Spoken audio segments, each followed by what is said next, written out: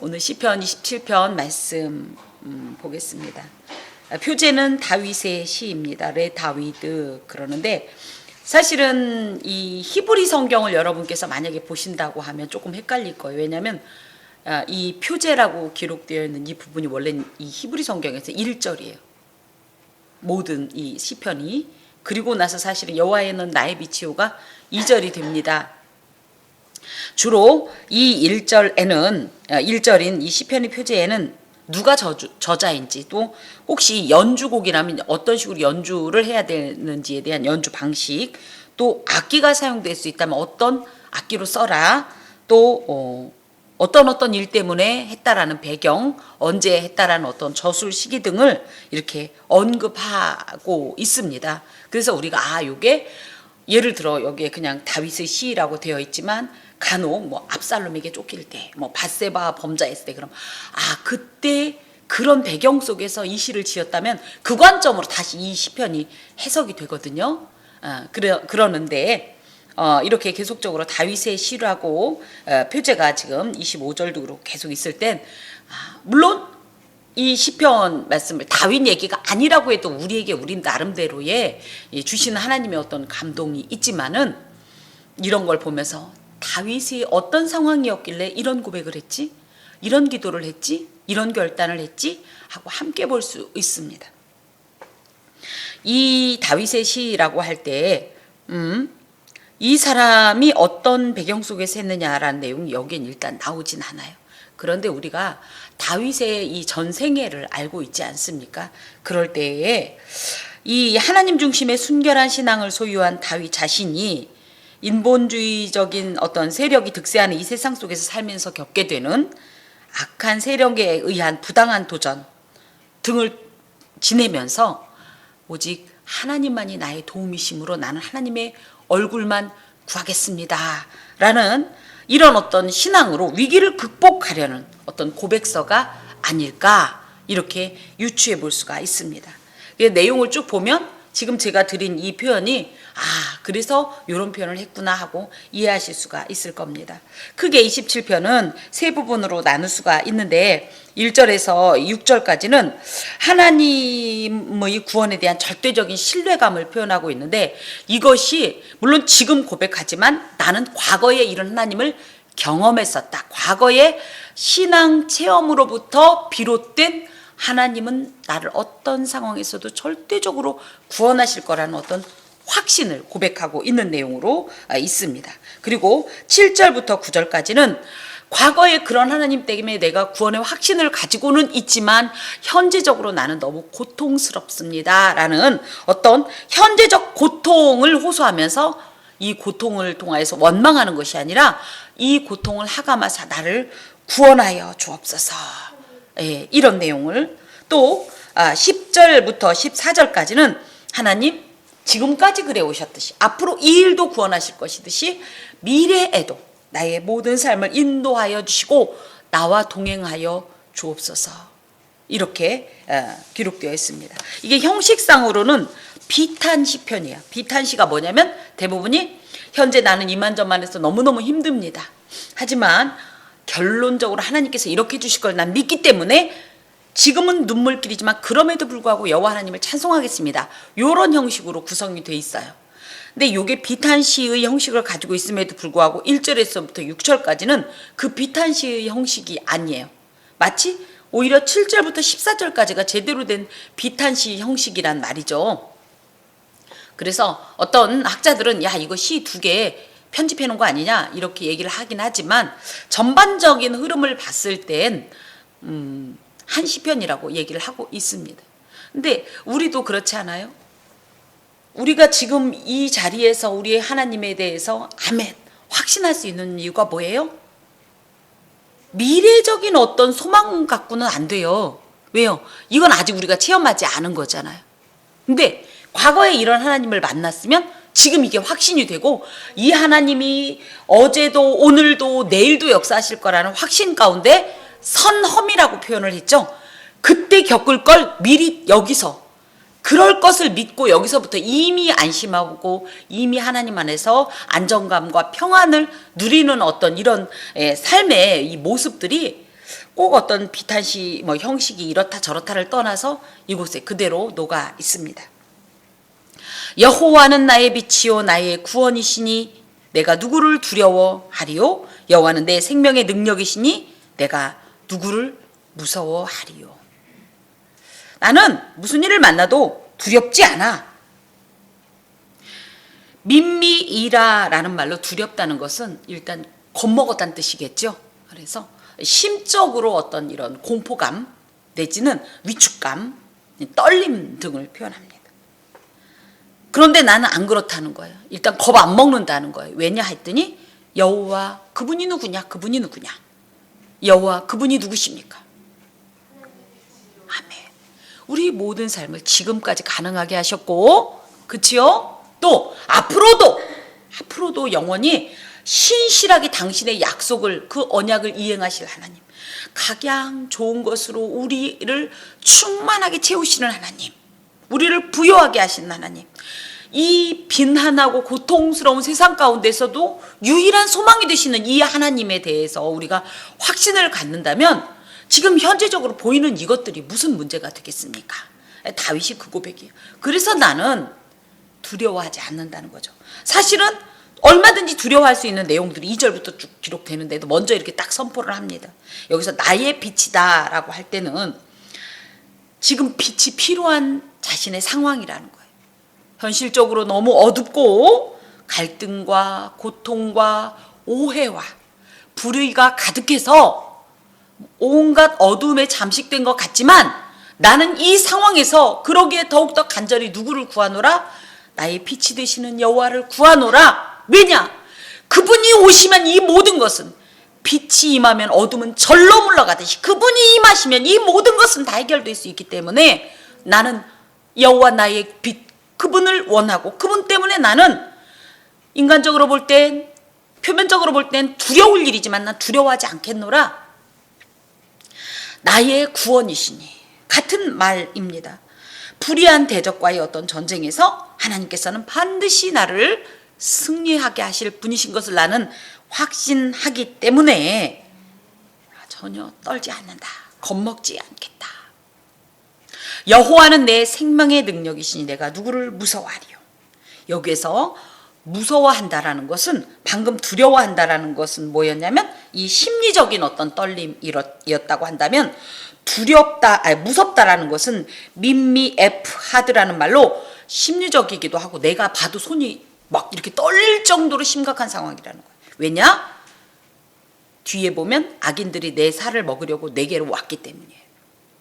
그런데 놀랍게도 내 살을 먹는다는 건 뭐예요? 내 생명을 취하겠다는 거죠. 나에게 아주 적극적이고 노골적인 이런 악한 행동을, 이 공세를 행하겠다는 뜻임에도 불구하고 왜 나는 마음만 떨릴 정도가 아니라 손이 덜덜덜 떨리 이 상황에서도 난 안 그렇다라고 고백할 수 있냐면 그분이 내 생명의 능력이시기 때문이다.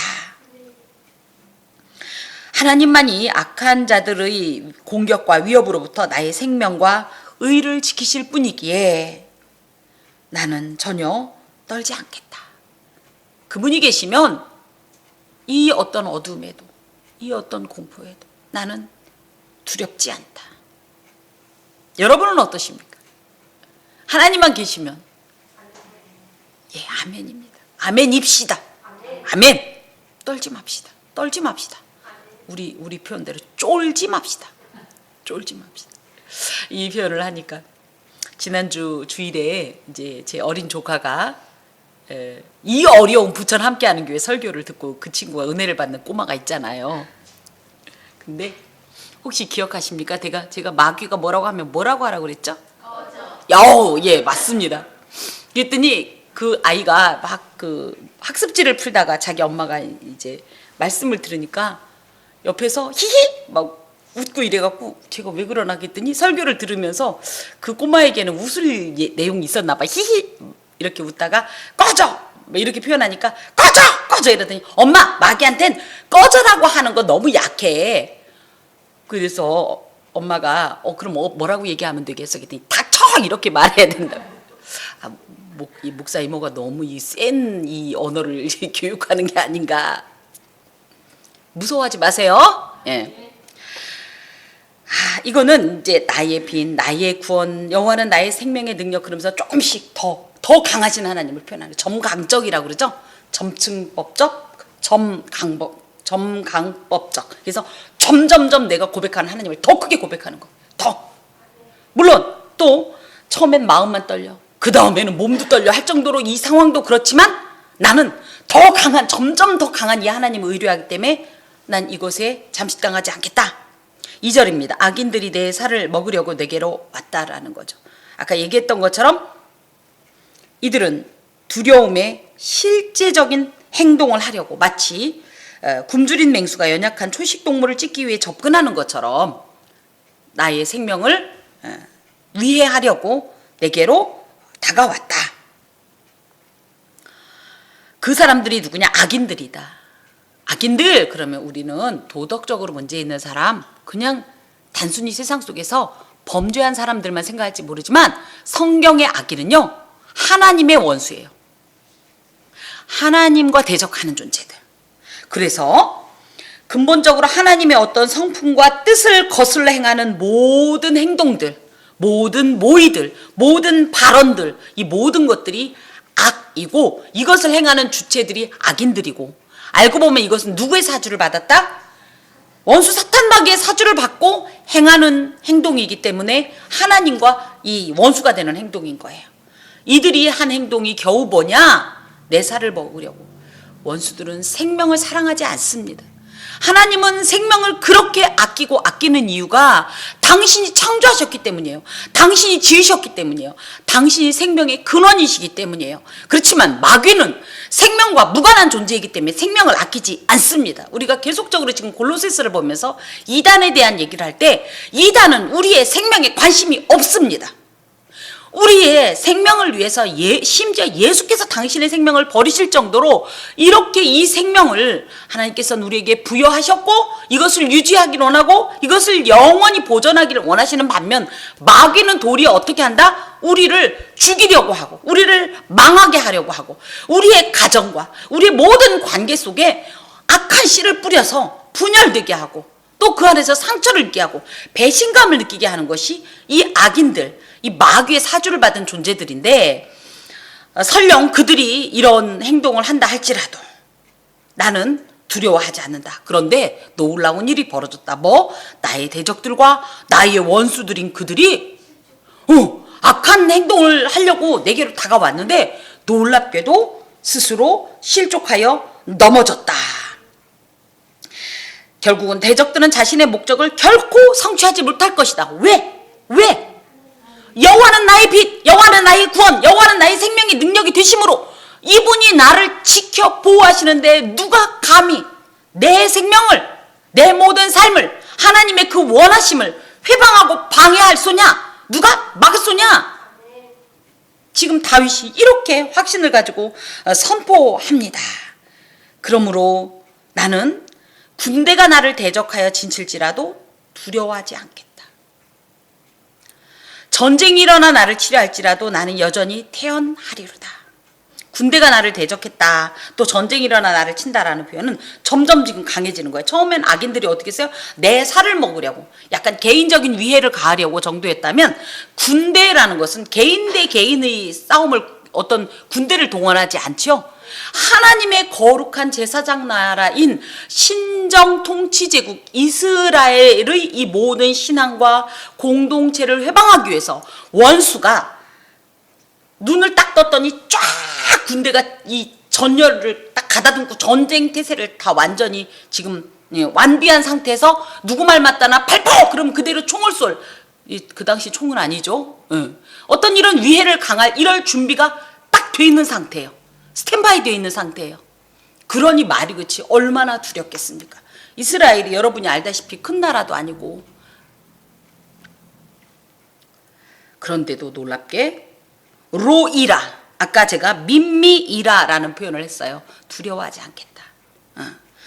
누구를 두려워하겠냐 이건 것처럼 여기에 보면 두려워하지 않겠다 이 표현은 그냥 누구를 두려워하리요? 나는 두렵지 않아 정도가 아니라 난 절대 두렵지 않아. 결코 결코 두려워하지 않을 거야. 이 로라는 표현이요, 우리 영어로 따지면 not, 결코, 그런 뜻이에요. 이 로라는 표현이 제가 가끔 그 호세아 선지자의 자녀들 이름 얘기하죠. 로, 루하마 뭐 이런 표현, 로암미 할 때 암미는 나의 백성인데 로가 붙으니까 무슨 뜻이 되는 거예요? 절대 얘는 내 새끼 아니요, 이런 뜻이거든요. 자기 아들 이름을 로암미라고 짓는 거예요. 딸이었나? 갑자기 헷갈리네. 예, 이 로입니다. 그런데 다윗이 뭐라고 그래? 로이라. 난 절대 두렵지 않다. 지금 이 순간뿐이 아니라 영원히 난 두려워하지 않을 거다. 오히려 어떻게 할 거다? 태어날 거다. 왜? 하나님의 완전한 도우심에 대한 확신과 신뢰가 있기 때문이다. 이 태어나다라는 것은 절대적인 평안을 의미해요.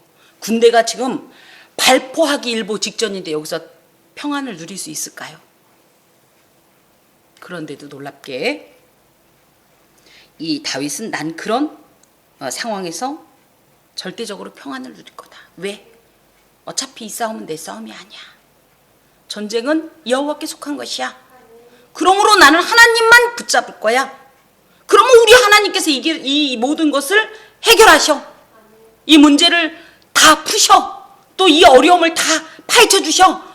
나에게 힘을 주셔. 이런 확신이 있기 때문에 나는, 그래서 요한복음 14장 27절에 보면 세상은 절대 이해할 수도 없고 공유도 할 수 없는 특별한 평안에 대해서 예수님께서 말씀하시는데, 하나님은 그 평안의 실체이십니다. 근본이십니다. 그 하나님의 평안으로 덮으시면 그 어떤 것도, 그 어떤 원수의 사악한 이 소리도, 위협도 위협에 우리는 요동치 않을 수 있습니다. 하나님을 신뢰하는 자에게는 두려움이나 근심과 염려는 없습니다. 오히려 이런 절대절명의 상황을 만났을 때 우린 떨 것이 아니라 어떻게 하면 되냐면, 우리 하나님께서 드디어 일하시는구나. 이런 위기를 하나님의 도우심과 역사를 목도할 수 있는 좋은 기회로 삼으시기 바랍니다. 절망의 골짜기가 깊을수록, 어둠의 어떤 상황이 나를 더 깊게 옥죄일수록 우리는 어두울수록 빛이 더 찬란하지요. 절망이 더 깊을수록 소망이 그렇게 간절하고 달콤한 겁니다. 믿음의 사람들은 그걸 봐야 돼. 어둠을 보고 절망을 보고 함께 울지 마시고, 우린 누구니까? 하나님의 백성이니까, 하나님을 신뢰하는 이들이니까 오히려 이 어둠 속에서 한 줄기 하나님의 강렬한 그 빛이 이 모든 어두움의 세력을 다 제패하실 것이라는 이 확신 가운데 그 하나님을 바라보아야 합니다. 내가 여호와께 바라는 한 가지 일, 그것을 구하리니. 그래서 이 사람은 이제 1절에서부터 3절까지는 하나님에 대한 확고한 신뢰에 근거한 담대함과 용맹, 어떤 승리에 대한 확신이 있었다면, 여기에서는 마치 공간이 이렇게 그 세상적인 어떤 대적에게 둘러싸여 있는 그런 물리적인 공간에서 있다가 갑자기 확 하고 공간 이동을 한 느낌이 들어요. 그래서 갑자기 여기에서는 이제 여호와의 집, 여호와의 아름다움, 그의 성전, 그의 초막, 그의 장막의 은밀한 곳, 이런 표현으로 공간이 확 바뀌는 듯한 뉘앙스를 줍니다. 하지만 여기에서도 결국은 뭐냐면 하나님의 구원에 대한 확신을 선포하고 있는데요. 봅시다.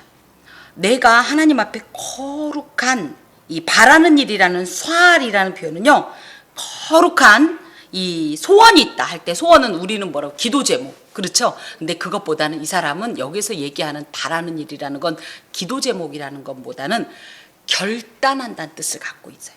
내가 하나님 앞에 이 한 가지를 결단하겠습니다. 이거예요. 거룩한 소원이, 우리는 우리의 어떤 뜻을 이루기 위한 것으로 생각하는데, 하나님 앞에 그야말로 소원이라고 해도 어떤 거다? 나는 하나님 앞에 이러이러한 사람으로 살기를 원합니다라는 결단 어린 소원이라는 거예요. 그래서 하나님 앞에 소원을 이야기하는데 이것이 결단인데, 그것이 뭐냐고 했더니 첫 번째, 내가 내 평생에 여호와의 집에 살 것을 결단합니다. 내지는 그것을 소원합니다. 소원합니다. 여호와의 집 베메트 여호와란 뜻으로 하나님의 영구하신 처소. 하나님께 집이 있을까요? 모든 것이. 뭐 시편 말씀에 보면 여호와의 발등상이요. 이 모든 것이 물론 여호와의 이 통치, 여호와의 임재 가운데 있지만 그런 하나님을 어떻게 보면 이 집이라는 어떤 공간 속에 한정할 수 없죠. 그럼에도 불구하고 집이라고 할 때 내가 그 집이 내 집이야. 그럼 뭐예요? 내가 거기에서 거주하면서 활동하고 관계를 맺겠다는 의미를 갖고 있죠. 이스라엘을 하나님의 거룩한 처소로 삼으셨다. 이렇게 표현하면 뭐예요? 하나님께서 이스라엘과 함께 거주하면서 이스라엘 중에 거주하면서 이스라엘의 모든 이들과 동행하고 교통하고 그래서 성막이 이스라엘 진영 가운데 있는 거예요. 그게 이제 여호와의 집인데 어찌 되었든지 그 여호와의 영구하신 처소, 영원하신 그 처소에 살고 싶습니다. 산다라는 것은 아샤브라는 말로 아예 눌러 앉았다는 뜻이에요. 하나님께서 계신 그곳이라면 그곳이 초막이나 궁궐이나 그 어디나 하늘나라인 것처럼 우리는 그 하늘나라를 소망하며 사는 자들입니다. 다윗도 그런 고백을 하는 거예요. 사실은 그래서 교회가 하나님 집이라고 얘기하기도 뭐하지만 구약적인 이해로 따진다면 조금 통하는 말이긴 하지만 그래서 우리가 교회에 오면 좋아요. 여기 와서 뒹굴면서 낮잠 자도 좋아요.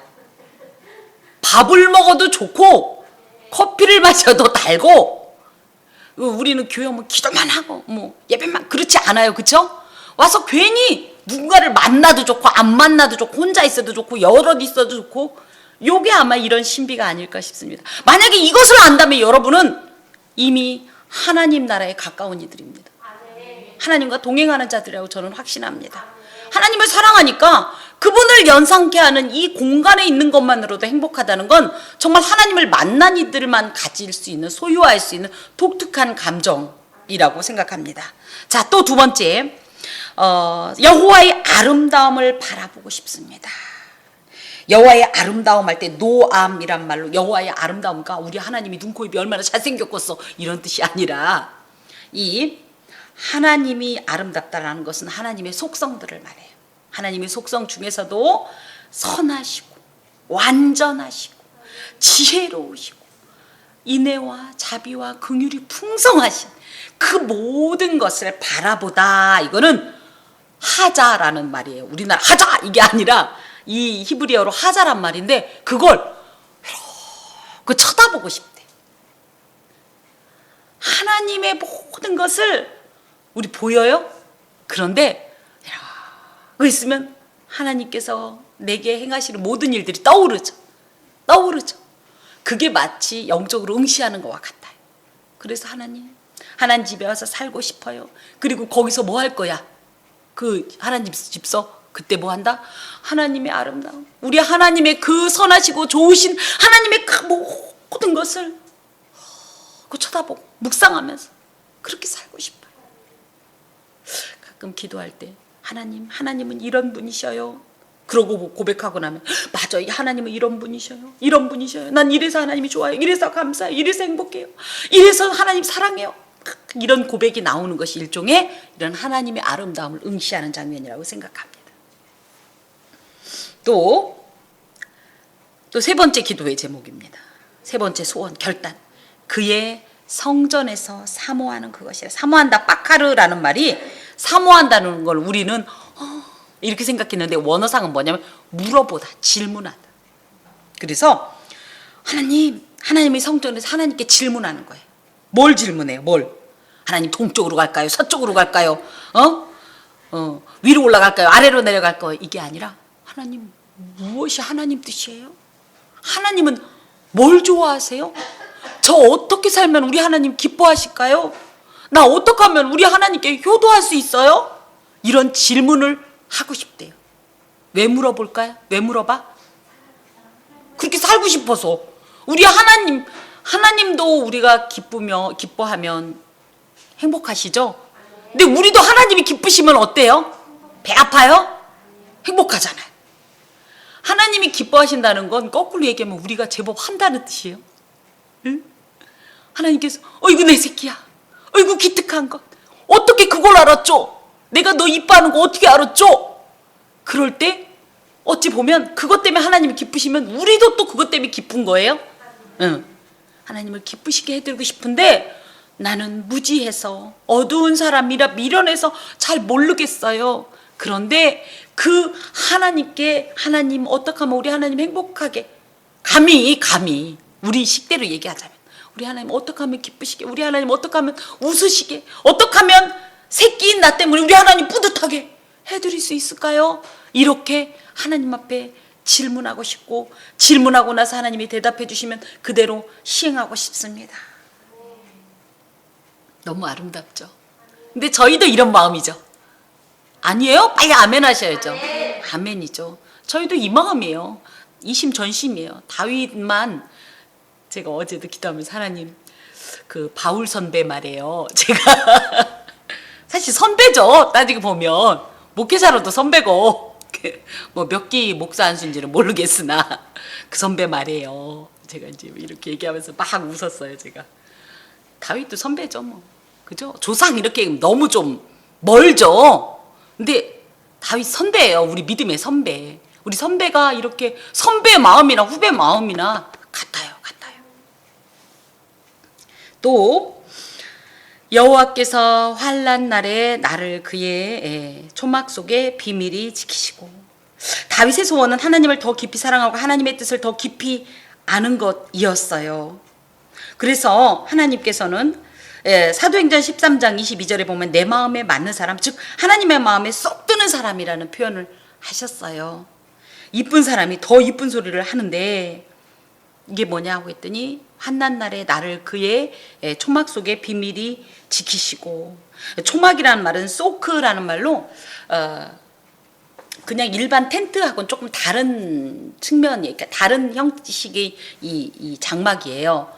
그 초막절에 3가지 이상의 나무 가지를 얼기설기 해갖고, 그죠? 그렇게 둔 다음에 그들이 자신의 이 광야 생활 속에서 이 지금까지 인도하셨던 하나님을 기념하면서 그 하나님께 감사드리던 것이 이 초막절인데, 이때의 이 초막을 생각한다면 이 초막은 어떠냐면 그들 나름대로의 어떤 룰 중에 이렇게 누웠을 때, 초막 안에서 누웠을 때 천정이 구멍이 뻥뻥뻥 뚫려서 별이 적어도 3개는 보여야 된다, 이런 룰이 있어요. 왜 별이 보여야 되냐?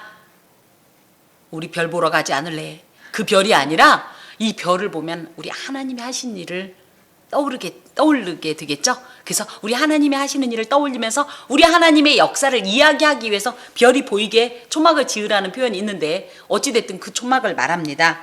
그런데 이 초막은 그냥 단순히 일반 집이 아니라 잠시 아까 말씀드린 것처럼 40년의 광야 생활 동안에 하나님께서 어떻게 우리를 인도하시고 보호하셨는지, 우리에게 어떤 약속을 이행하셨는지를 기념하게 하는 어떤 그런 것으로, 내가 환난 날이지만 우리 하나님의 그 초막 속에 거하면서 이런 모든 역사 속에 우리 하나님이 나를 어떻게 도우셨는지 나의 과거를 회상하면서 나는 비록 현재는 어렵지만 견뎌낼 수 있겠습니다. 그래서 그런 마음 주옵소서. 또 이렇게 고백합니다. 또 2번째, 그의 장막 은밀한 곳에 나를 숨기시며. 장막, 초막 비슷한 말이긴 한데 이 원어는 달라요. 장막은 오헬이란 말로 은밀한 곳이란 뜻을 갖고 있어요. 장막은 뭐예요? 하나님의 장막은 뭐죠? 성막. 성막 속에서도 은밀한 곳은 어디죠? 아멘입니다.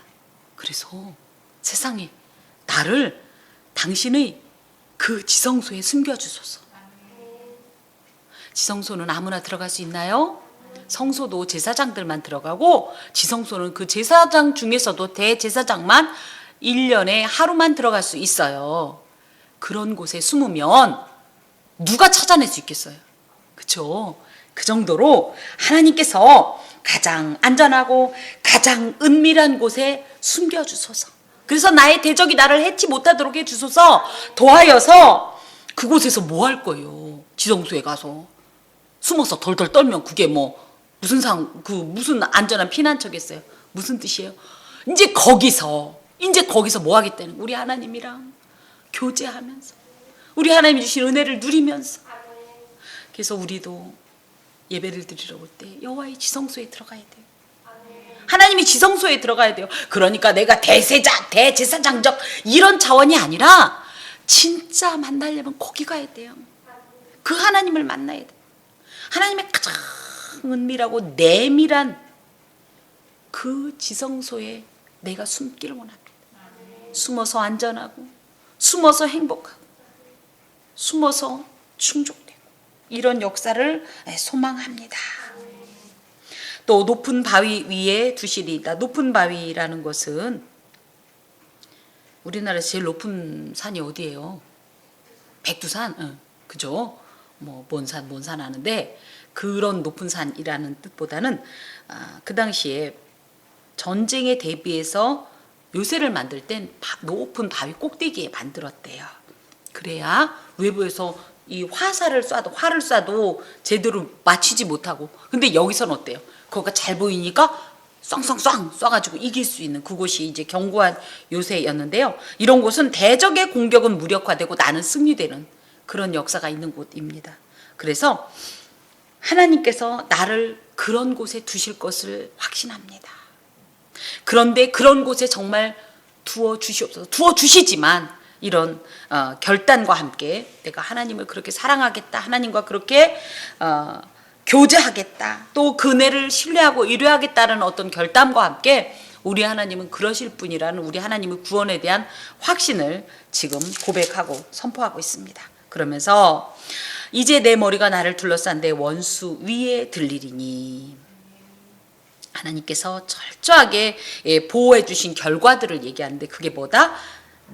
나를 둘러싼 내 원수들. 그래서 내가 포위됐었는데 그곳에서 내 머리가 들린다는 건 하나님이 그거 있죠, 판정승. 우리 이렇게 시합할 때, 그죠? 그럼 둘이 이렇게 싸웠는데 갑자기 심판이 어떤 사람이 손을 잡고 뭐라 그래요? 윈! 이렇게 하는 것처럼 하나님께서 나는 이 포위 가운데서 어찌할 바를 몰랐는데 하나님께서 싸워주시고 하나님께서 내 손을 들고 네가 이겼다, 나를 승리자로 선포해 주신다는 거예요. 그러면서 내가 그의 장막에서 즐거운 제사를 드리겠고 노래하며 여호와를 찬송하리다. 전쟁에서 상대를 굴복시키고 승리하면 어떤 모습으로 온다고요? 개선장군으로 당당하게 노래 부르면서 그걸 하겠다는 거예요. 그러면서 즐거운 제사는 왜 드려요? 승리의 감사의 예물을. 그래서 원래는 피난처였는데 그곳이 오히려 여호와의 장막이 피난처였잖아요. 근데 오히려 그곳에서 승리의 제사를 드리게 된다라는 거죠. 이게 보면 성도의 예배의 한 전형입니다. 우리가 어떤 어려운 일로 인해서 울면서 괴로워하면서 근심하면서 힘에 겨워서 견디는 그 장소가 있었어요. 그럴 때 그곳을 여호와의 장막으로 삼으면 그곳이 사실은 전쟁터이지만 피난처고요.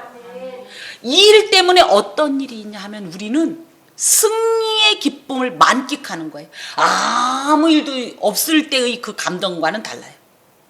너무나 견디기 힘든 상황을 주 예수 그리스도의 권능과 그 능력으로 이걸 이겨내고 나면 우리는 오히려 그 은혜가 뭐 몇 배라고 말할 수 없을 정도로 벅찬 이 감동을 누리게 되는 거예요. 일주일 동안 너무 힘들었어요. 그러다가 주일날 예배에 왔어요. 정말 걸을 힘도 없고 물 한 모금 삼킬 힘조차 없이 왔어요. 딱 왔는데 웬걸 탁 앉아서 하나님 했더니 눈물이 왈칵 쏟아지는 거예요. 그럼 그날 끝난 거예요. 아시죠? 이 다윗이, 물론 다윗은 지금 우리의 이런 조금은 사적이기도 하고 그런 의미하고는 조금 다른 의미긴 해요. 이 사람은 실제적으로 지금 제왕으로서 실제적인 대적들, 내적으로 외적인 어떤 대적들과의 이런 어떤 상황에서 이런 고백을 한다면 우리도 또 우리 나름의 어떤 이런 일 속에서 이 말씀이 적용이 되는 겁니다. 여러분이 당하는 이 전쟁터가 사실은 여호와 하나님의 피난처고요. 사실은 이 전쟁에서 승리하게 하시는 여호와의 은총 때문에 그곳이 바로 하나님께 예배하는 놀라운 영적 장소가 된다는 사실을 믿으시고 힘을 내세요. 두려워하지 마시고 기죽지도 마세요. 자, 그러면서 이제 7절부터는 갑자기 분위기가 바뀌어요. 여기까지는 막 아멘 아멘 믿습니다 이러고 가는데 7절부터 9절까지 보세요. 여호와여 내가 소리내어 부르짖을 때 들으시고 또한 나를 긍휼히 여기사 응답하소서. 그래서 지금 소리내어 부르짖는다라는 말은 카라라는 말로 혼신의 힘을 다해서 울부짖는다는 뜻을 갖고 있어요. 하나님 앞에 울부짖는 건 기도입니다만은 이렇게 기도할 수밖에 없는 현재의 상황을 드디어 공개하는 거예요. 그런데 그럴 때 이 사람이 왜 우냐? 그냥 서러워서 맹목적으로 우는 게 아니라 들으시고 응답하실 것을 믿기 때문이에요. 하나님이 들으실 것을 믿기 때문에. 여호와께서 내 울음소리를 들으셨도다. 우리 하나님 울음소리 들으셨으면 끝난 거예요. 넌 죽었어 이제. 자, 들으시고 쉐마라는 것은 들었다 그냥 들었다가 아니라 들었으면 어떻게 한다. 내 자녀가 밖에 나가서 친구랑 노는데 딱 들으면 우리는 알죠. 우리 애 우는 소리는 기가 막히게 들려요. 엄마! 그 소리에 우리는 어떻게 해요? 아유 또 우네. 그러면서 설거지해요? 어떡하죠? 일단은 나가보죠. 물론 우리 손으로 이건 안 해도 그죠? 일단은 나가보죠. 이게 쉐마예요. 우리 하나님도 그런다는 게. 우리 하나님은 그냥 일단은 나가는 정도가 아니죠. 우리 하나님은 탁 우리가 우는 소리를 딱 들으시면 하나님은 행동하시죠. 그걸 믿기 때문에 다윗이 지금 카라 운다는 거예요. 제가 잘 울어요. 근데 원래 독해서 잘 안 우는 사람인데요. 언제만 잘 우냐면 하나님 앞에 올 때만 잘 울어요. 왜냐면 무장해제가 돼요. 어렸을 때부터 너무 이런 일에 대해서 제가 저를 단돌이 하느라 울지 못하고 늘 단추를 잠그고 빗장을 채우고 살다가 하나님을 이분을 인격적으로 만난 뒤엔 그분의 품에 앉아서 널브러져서 우는 습관이 있어요. 그런데 저의 이제 은사 목사님께서 어느 날 제가 울 곳이 없잖아요. 어디 가서 하소연할 것도 없잖아요. 여호와만이 나의 바위니까, 나의 보증이시니까 제가 교회에서 이제 기도하면서 울고 있는데 그렇게 크게 운 것 같지 않은데 제 소리가 좀 크잖아요. 지하 예배실에서 기도하고 있었는데 목사님께서 누가 이렇게 대낮에 우나 젊은 여인네가 그것도 그래서 내려오셨더라고요. 그러다가 저인 걸 보시더니 기도를 끝내기를 기다리거나 이러지 않고 곧바로 이 자녀의 머리에다 손을 얹으시고 여호와께서 얼마나 이 딸을 사랑하시면 눈물을 주셨다고 이렇게 기도를 하시는 거예요. 하나님이 이 눈물을 들으시고 역사하시기를 간절히 기원한다고 이렇게 기도해 주시는데 그때 정말 힘을 얻었었어요. 우리 하나님 우리 우는 소리를 들으시는 분이에요. 쉐마하시는 우리의 카라를 쉐마하시는 분이에요. 그리고 결과가 뭐예요? 그 하나님이 들으신 결과가 뭐예요? 응답이에요. 응답. 그 응답할 때 조곤조곤 따져보고 이건 네가 잘못했네. 뭐 근데 뭘 잘했다 울어 이런 거 아니고요. 거기엔 뭐가 있냐면 하나님의 긍휼이 있어요. 하나님의 긍휼. 제가 이 긍휼이 뭐라고 그랬어요? 지난주에도 얘기했고 그 지난주에도 얘기했어요. 뭐라고 그랬어요? 자궁 라함.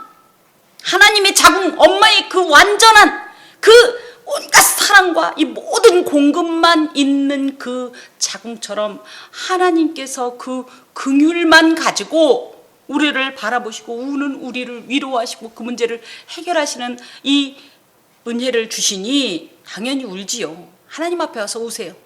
사람들한테 전화해서 울고 서러워 그러면요 결국은 뭐냐면 죄져요. 왜? 내가 우는 이유가 있잖아요. 그러면 정죄하고 비난하고 그런데요 하나님 앞에 와서는요 하나님 이래갖고 저래 그거는요 욕하는 게 아니에요. 우리 아빠한테 그냥 얘기하는 거예요. 무슨 일이 억울해요. 그럼 누구한테 울어라? 하나님께 우세요. 우리 하나님께 우세요. 다른 사람한테 우는 건 아무런 사실은 의미가 없어요. 아무런 의미가 없어요. 자, 또 봅시다. 그러면서 이제 분위기가 확 급반전이 되긴 했는데 상황들을 계속 얘기하는 거예요. 너희는 내 얼굴을 찾으라 하실 때 내가 마음으로 주께 말하되 여호와여 내가 주의 얼굴을 찾으리이다 하였나이다. 찾다라는 말은 빡화쉬라는 말로 숨겨져 있는 것이나 잘 드러나지 않는 것을 집요하게 찾는 거예요. 이렇게 열고 이렇게 그래서 하나님을 만날 때 누구는 그러죠. 이거를 쉽게 말하면 조금 기도 많이 해보신 옛날 권사님들은 뭐라고 기도줄을 못 잡았어 뭐 이런 표현 하지요. 하나님과 마음이 하나님의 마음과 이게 통하는 이것이 사실은 이 빡하시라는 표현으로 저는 연상이 됩니다. 그런데 일단 그분의 얼굴과 만나면 이제 또 끝장이에요. 내가 울음소리를 우리 하나님이 들으시면 끝장인 것처럼 하나님의 얼굴과 딱 맞으시면 또 끝장이에요.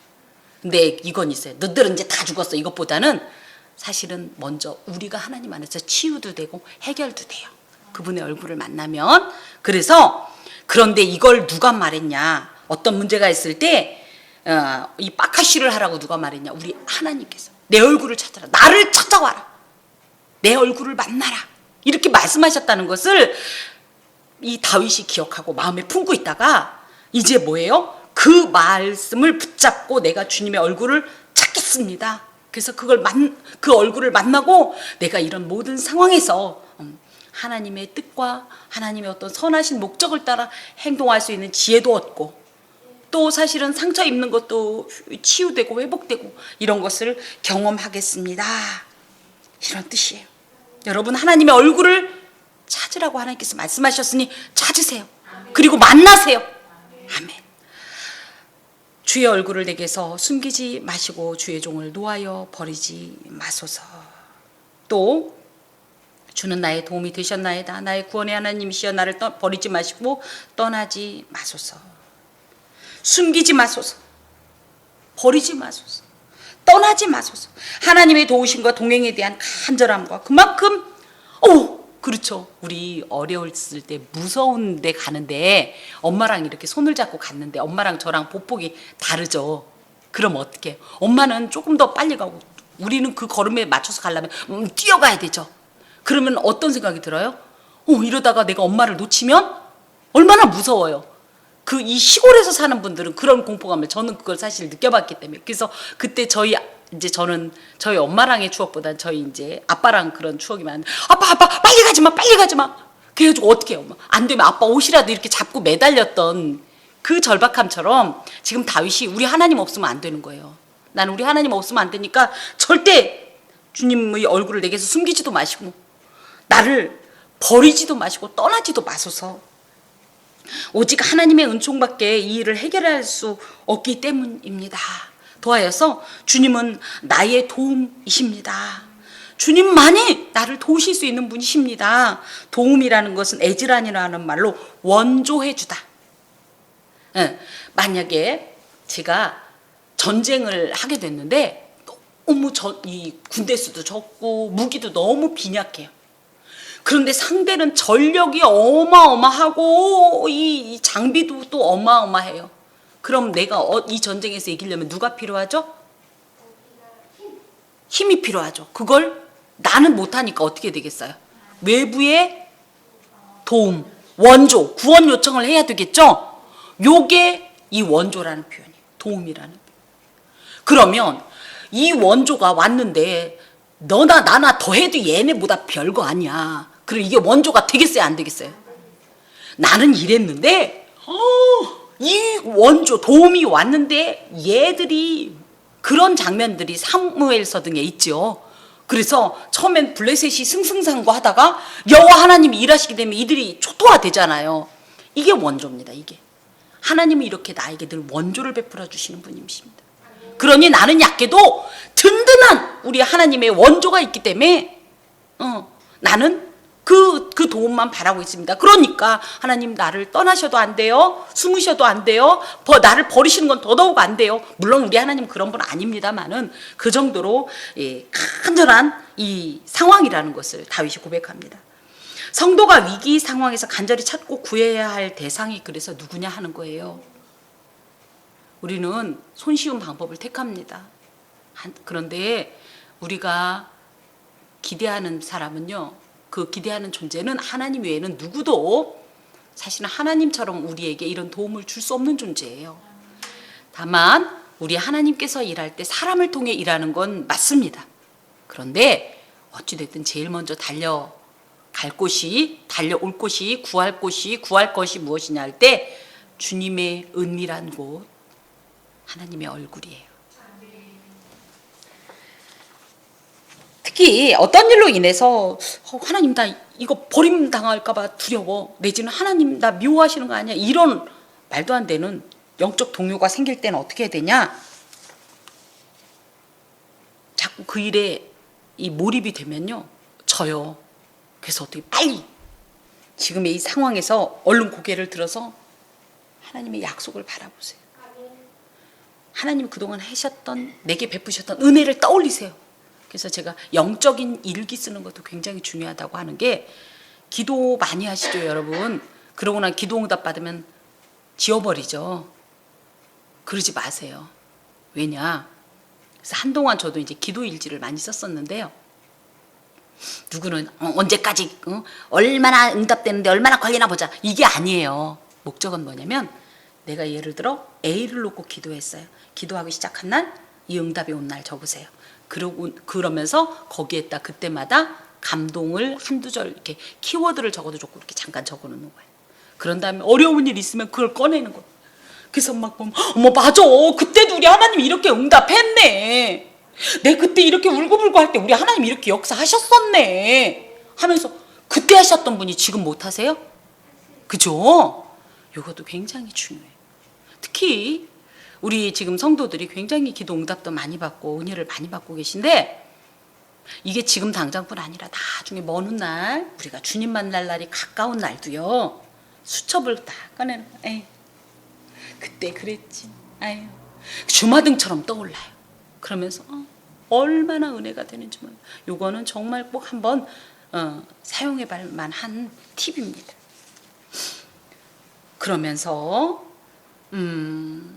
10절부터 이제 미래의 인도 간구 및 동참을 촉구하는데, 강 집사님 지금 8시 넘었어요. 계속 가야 될지 잘라야 될지를 고민하고 있어요. 그냥 갑시다. 예. 뻔한 얘기를 했나? 이 부분을 편집을 해주시고, 자, 내 부모는 나를 버렸으나 여호와는 나를 영접하시려. 그래서 다윗이 고아 출신이었구나. 그건 아니에요. 근데 인간에게 있어서 가장 친밀한 관계에 있는 부모라 할지라도 부모는 분명히 도움의 한계가 있어요. 영원히 우리와 함께 있지도 못해요. 벌써 우리 부모님 중에 한 분씩은 다 안 계시잖아요. 그렇죠?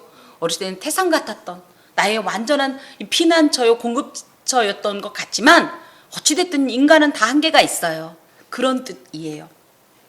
또 이 부모뿐 아니라 가장 사랑하고 신뢰하는 이들이기도 해요. 이들도 결국은 내 삶을 완벽하게 책임져 줄 수는 없어요.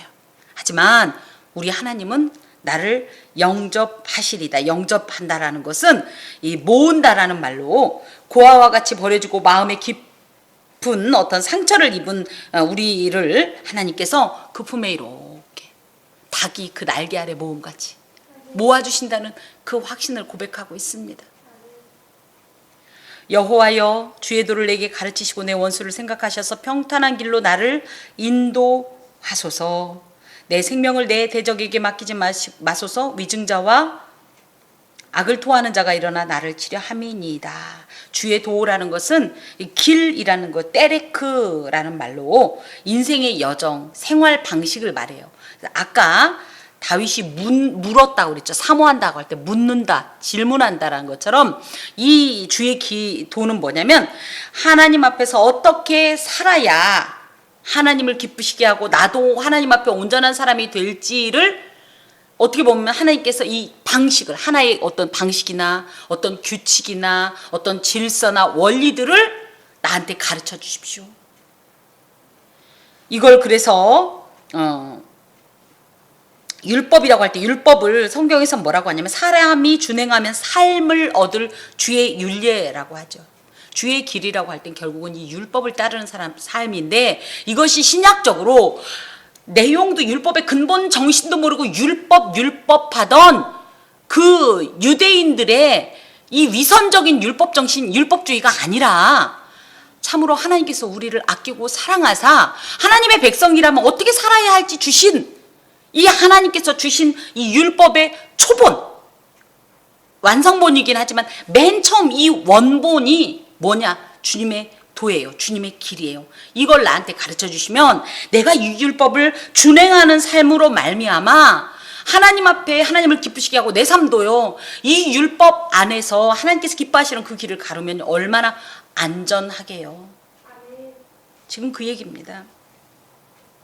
내 원수를 생각하셔서 평탄한 길로 나를 인도하소서. 평탄하다는 것은 미쇼르라는 말로 고소의 근거를 제공하지 않도록 의로운 길로 걷게 해주십시오. 마귀가 우리 잘못 안 하면 우리 참소 못해요. 문제는 우리가 왜 자꾸 참소를 당하냐면 우리가 자꾸 실수하고 허물이 많기 때문이에요. 다윗이 뭐예요? 다윗도 괴로운 거예요.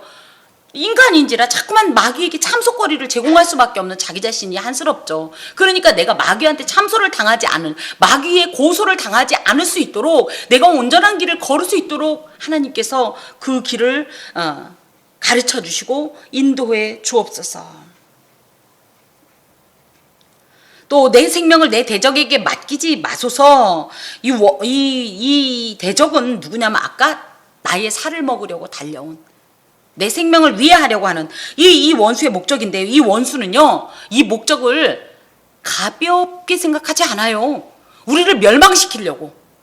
행복한 꼴을 못 봐요. 쉽게 말하면 행복한 꼴을 못 봐요. 우리 가정이 모처럼만은 예수 안에서만 행복하고 정말 이대로면 너무 좋아. 그걸 하나님은 아유 그래 이쁘다 할 때 그 옆에서 그거는 뭐 하고 있어요?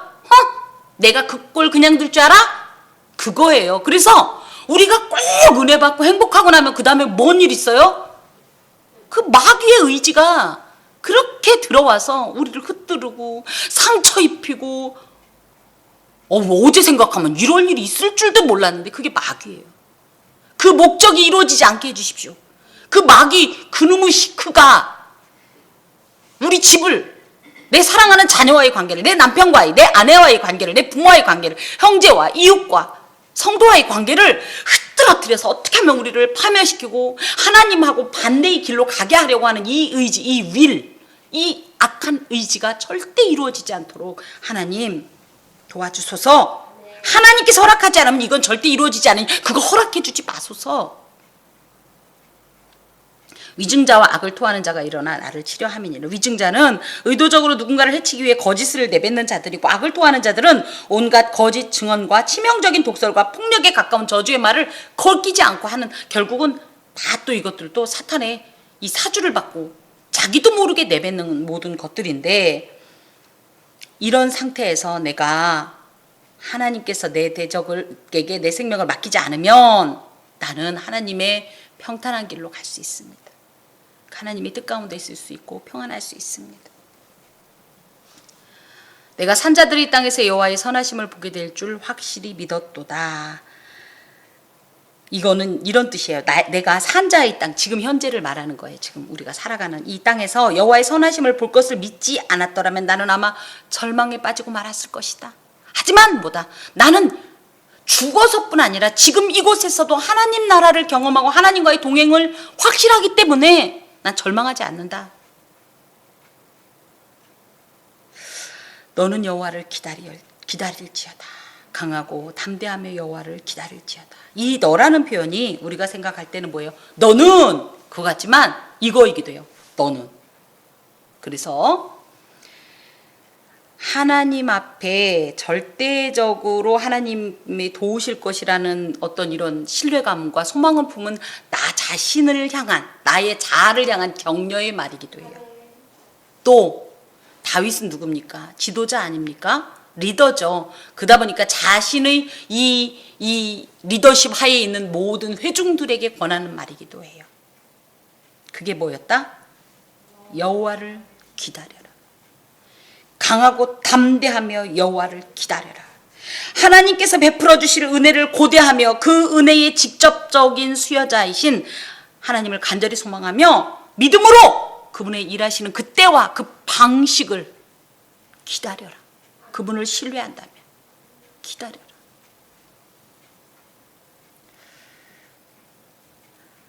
하나님께서 오늘 이 말씀을 통하여서 우리에게 주시고자 하시는 것은 하나님밖에 없는 거예요.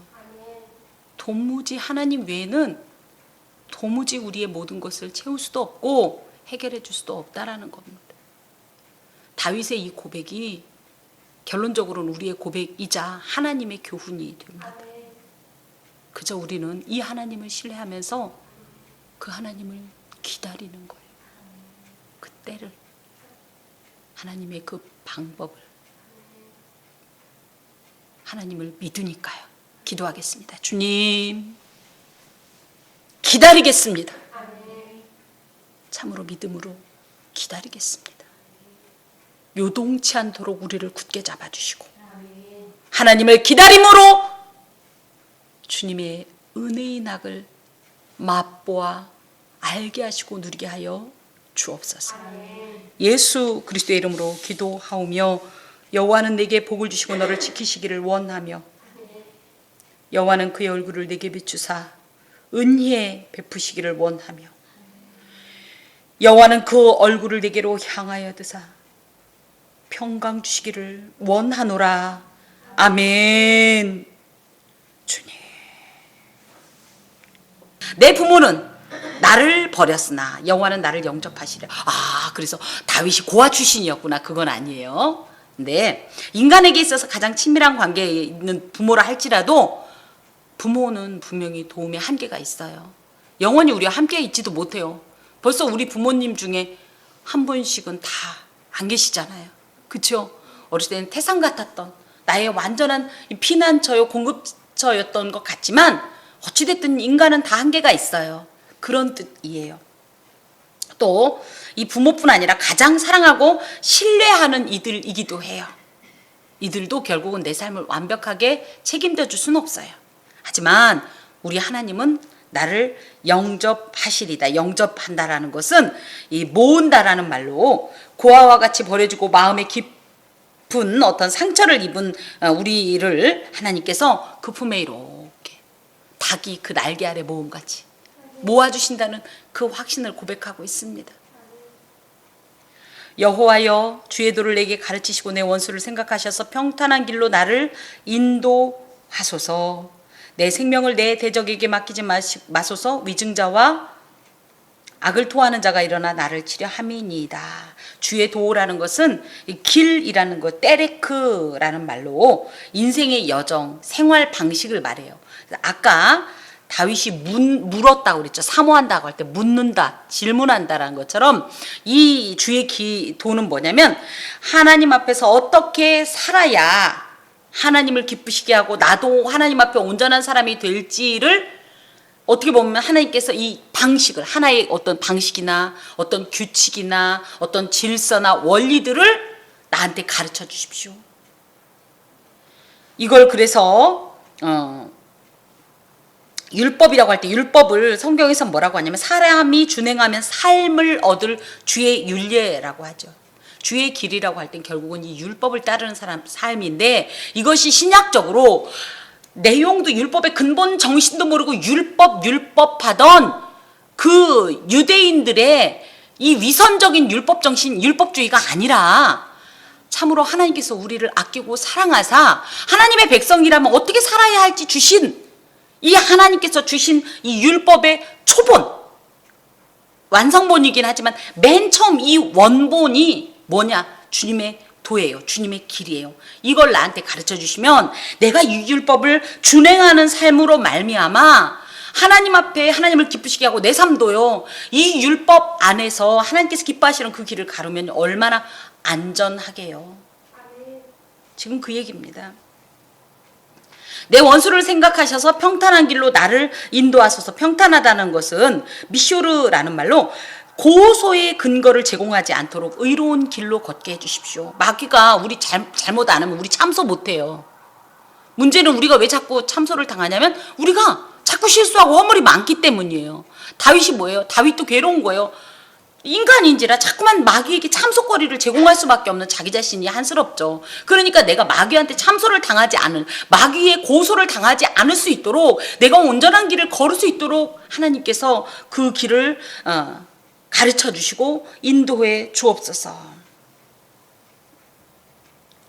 또 내 생명을 내 대적에게 맡기지 마소서. 이 대적은 누구냐면 아까 나의 살을 먹으려고 달려온, 내 생명을 위해하려고 하는 이 원수의 목적인데요. 이 원수는요, 이 목적을 가볍게 생각하지 않아요.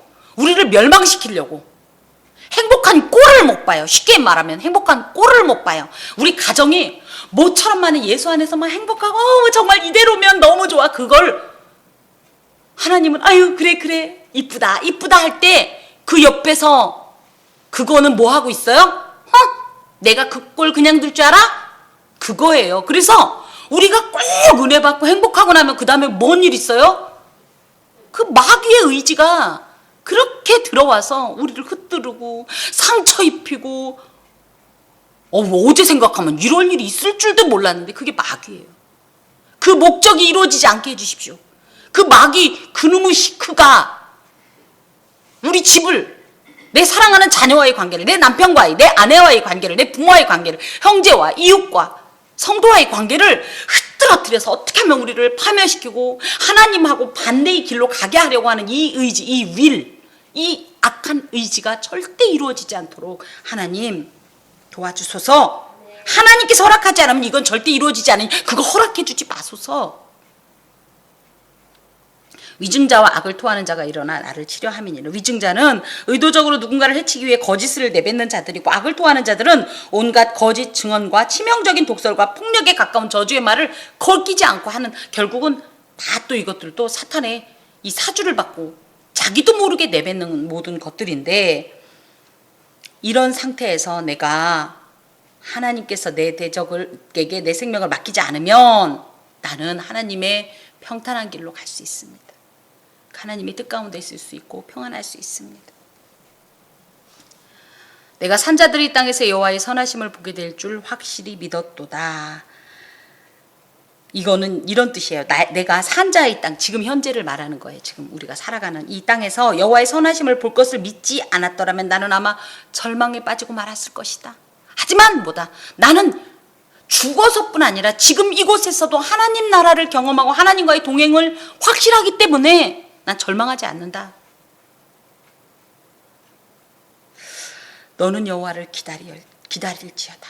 강하고 담대하며 여호와를 기다릴지어다. 이 너라는 표현이 우리가 생각할 때는 뭐예요? 너는 그거 같지만 이거이기도 해요. 너는. 그래서 하나님 앞에 절대적으로 하나님이 도우실 것이라는 어떤 이런 신뢰감과 소망을 품은 나 자신을 향한, 나의 자아를 향한 격려의 말이기도 해요. 또 다윗은 누굽니까? 지도자 아닙니까? 리더죠. 그러다 보니까 자신의 이 리더십 하에 있는 모든 회중들에게 권하는 말이기도 해요. 그게 뭐였다? 여호와를 기다려라. 강하고 담대하며 여호와를 기다려라. 하나님께서 베풀어 주실 은혜를 고대하며 그 은혜의 직접적인 수여자이신 하나님을 간절히 소망하며 믿음으로 그분의 일하시는 그 때와 그 방식을 기다려라. 그분을 신뢰한다면 기다려라.